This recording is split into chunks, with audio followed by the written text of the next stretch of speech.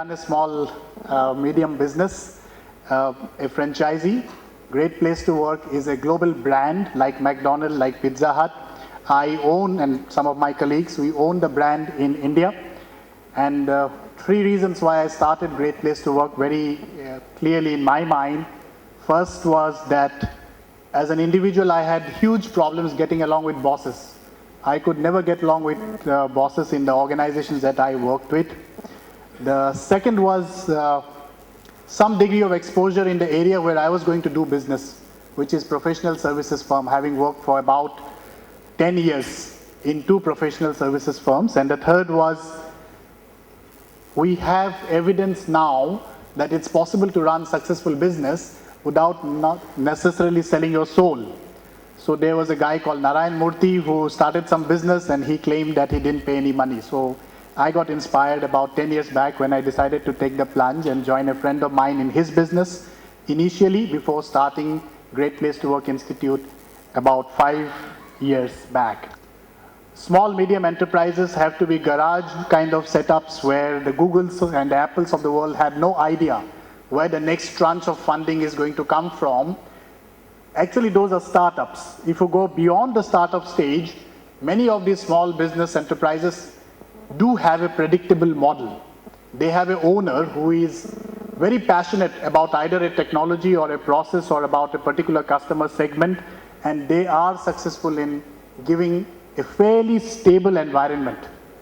In my own small organization today, and I'm actually probably I'll be micro by that segment because I have only 30 full-time employees.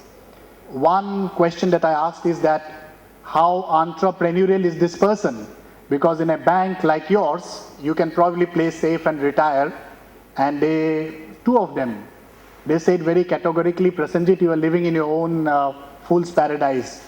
Nobody retires from the bank anymore. Small, medium enterprises actually provide stability. That is number one, why it's a great place to work. The second reason why it's a great place to work is the owner.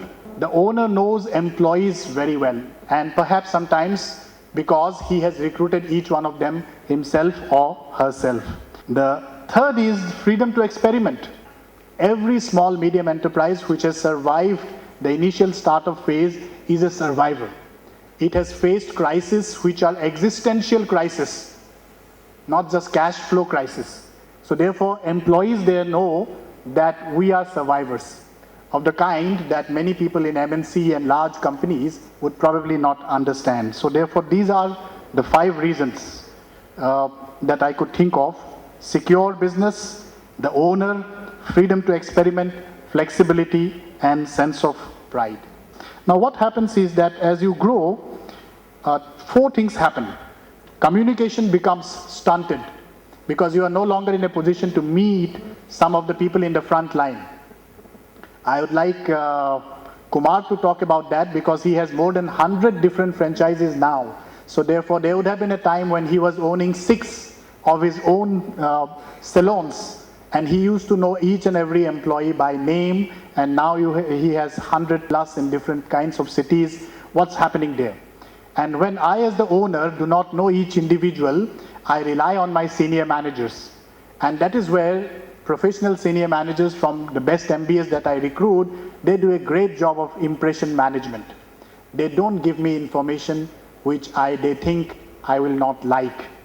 So for me to get bottom-up information becomes very, very, very, very difficult. At the same time, at the front line, people who have been there for some time, they say things have changed.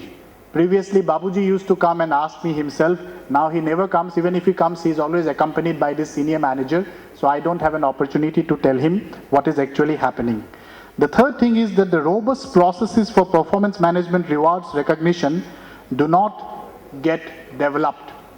Right? Now, these are some of the things which happen at that point in time. Your commitment as an entrepreneur or as an owner that creating a great place to work is not a great side effect of a successful business. It is not a complementary goal.